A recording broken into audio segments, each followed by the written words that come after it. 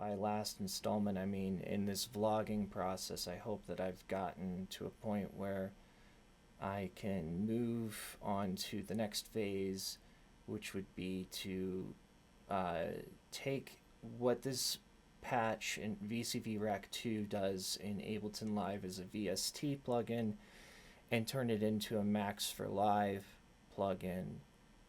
Try to create something that's analogous to the signal flow that's happening here. But I needed to make sure I had the right MIDI parameters going and the right limitations. I don't want to have too many parameters because I'll forget something, or there are a couple different moving parts that affect one another. A CC value of MIDI, one of these knobs does multiple things, and sometimes you have to be paying attention to the cross talk that happens there. And I don't want to have to do that much. In fact, I've been shearing things down and trying to make things simpler as I go. But I want this thing to be very flexible, not just a rhythm box, but as a performance and production tool, instrument, real-time performance and production instrument. I've always started these videos with showing the sample part first, but maybe I shouldn't this time. I was thinking maybe I should go over a little bit more of how a musician might approach their first interactivity with what can be done with the controller and this patch right now. That starts with the macro oscillator of the VOSM setting on the macro oscillator that is getting the voltage reading from the MIDI CV to play and perform it on this Nano Key Studio. There's a lot of stuff we can already do with just this voice. We can change the voice. That's what the first knob in the upper left-hand corner does. And so the touchpad affects the MIDI. It affects it affects almost everything. Everything gets kind of tied together with the touchpad and the different modes that you set it here, because there are 3 different modes that you set the touchpad into to change production on the fly. So we have this initial tone, which we can select, but this tone's important because this tone that we select gets fed into the tremor drum oscillators here. These are like the kick and snare, and depending on how you set the filters and how the oscillator's voice becomes and behaves as an envelope to the sample, all gets enmeshed together in a way that creates an environment where you can make a sample that is from a pretty, let's say a pretty benign origin. You can make it sound pretty musical pretty quickly. And you can strip it of the parts that don't match chromatic keys or whatever you're going for, and still have part of that sample's essence in there, along with a balance of an oscillator. And it creates for kind of a drum and bass feel, an IDM feel, but you can also make slower atmospheric beats and things like that. But I want this to be a little bit more than just a rhythm box as well. So we'll keep moving forward. I went over how this changes the voice of the macro oscillator. So the next one over selects the sample. And we don't really have any samples in here yet in the Lomas sampler. We're going to load one in, and it's just a dummy sample, and there's nothing really in it. And what we're going to get is an actual sample, and the way we're going to get it is in real time. And let's see if I can be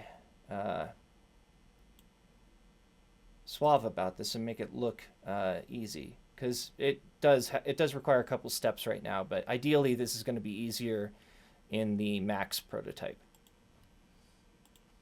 So behind me you'll see a YouTube video. This is just how it's made mayonnaise. I thought since I was explaining how this this patch is made, I would grab a how it's made sample.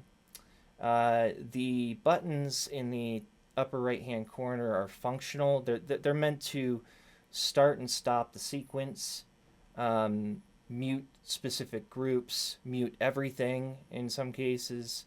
You know, if I need a panic button and turning everything off. And it also allows me to do single shot playbacks of the sample, setting it whether it loops or not. The sample can loop once it reaches the end, which you can create, you know, unique synth voices out of that if you use small slices. And you can also record by pressing this button. So all these were set up in I don't know who made it. You should probably look it up, but there's a way to basically make the Korg Nano Key Studio pretty versatile and do whatever you want. And I thought since it's a small controller, it's a good place to start because I want to get even smaller from here. And it also has gestural support. Using the touchpad gives me a more performative gestural understanding of how this thing's going to work. And I need to have that for the final product if it's going to be wearable. I need to have the gesture part as part of my build philosophy.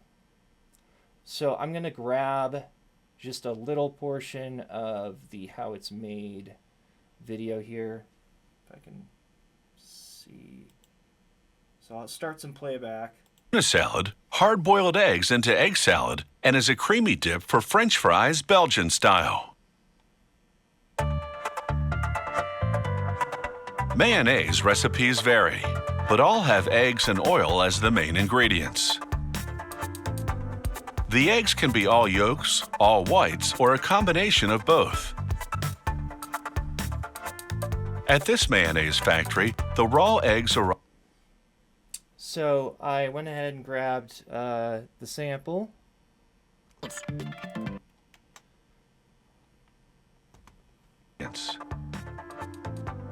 The eggs can be all yolks, all whites, or a combination of both.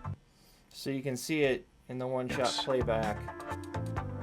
The eggs can be all yolks, all whites, or a combination of both. In the Lomas sampler. So that's what it grabbed in real time. I set this up in Ableton to be able to do that through some routing that I have a diagram for, but I'll save that for another time. So we get the sample loaded in. We can already do a lot. We can set the start and stop time of the sample. So all this stuff in the beginning, this music, we can make sure that that's not in this sample. So the eggs can be all yolks, all whites, or a combination of both. And then we can loop that. The eggs can be all yolks, all whites, or a combination of both. The eggs can be all yolks, all whites, or a combination of both. And we can also filter out the sample in the mix with another knob down here on the second row. I have the oscillator set here. You can see the nitrous filter from Volt. going up and down, and then the one below it goes up and down. That controls the samples level in the mix. It can be all yokes or a combination of both. And the interplay between these two is important for the final outcome. I'll leave that for when I get to that point, because there's kind of this intended sweet spot where you have them both. You don't. It's not all or nothing. You want to have a mix of the two, and that creates a pretty unique sound space. Using a sample that you thought you couldn't get away with, it quickly makes it malleable. The eggs can be all yolks, all whites, or a combination of both. So the true test here, and I really hope this works, is what we got to do in the Lomas sampler, if we want to work with just this one sample, is we need to save it.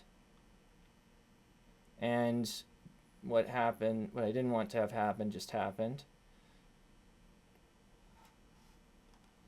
I tested this right before doing this, and it worked. Sometimes the Lomas sampler will crash if you try to trim or save the sample.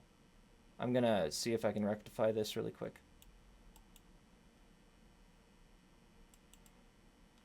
And I should also note, I don't know if it's... is it paused? Am I paused or not? Okay, I apologize for that. I was able to load it back up and find that it did save the sample. The eggs can be all yolks, all whites, or a combination of both. I'm worried about trying to trim it, but let's go ahead and see for the sake of science, right? I'm gonna try to trim it. Because I don't want that part at the beginning, or at least I want more samples in the bank. Alright, so did that do it without crashing?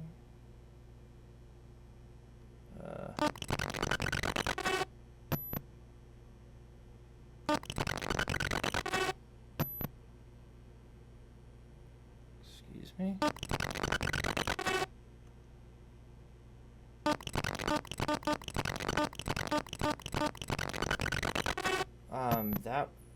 That's never happened before. That's really strange. I have no idea what that is.